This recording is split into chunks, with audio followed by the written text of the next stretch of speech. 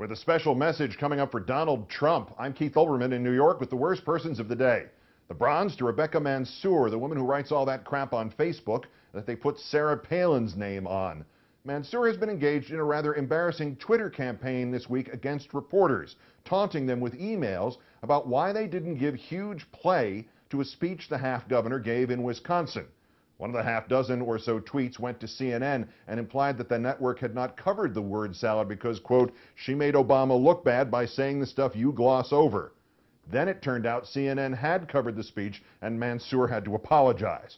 But the real embarrassment came when Mansour tweeted, quote, in a way I actually like it when they ignore her because I like it when they underestimate her, makes victory more fun.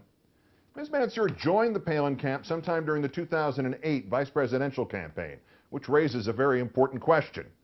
Exactly when has she experienced a Palin victory? The runner-up is the website Wonkette. First, it published a despicable post mocking Palin's developmentally challenged child Trig on the occasion of his 3rd birthday. Then the writer, somebody named Jack Stoof, S-T-E-U-F, could be Stuff for all I know, issued a half-assed apology in the form of an update. Apparently that's enough for the supposedly satirical website, which is proving that new media can become just as tone-deaf and irrelevant as things like Atlantic or Time magazine, only faster. Since Stoof's disaster, which he defended by saying he stood by his criticism of Sarah Palin using her child as a political prop, he has posted at least 6 new items at Wonkette, as if he, or the site itself, is just going to go along with business as usual.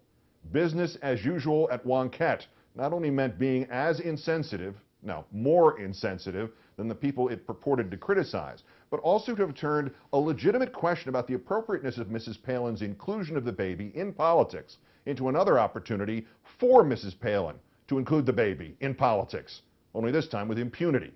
Mr. Stoof should have been fired or at minimum suspended. But our winner? Donald Trump.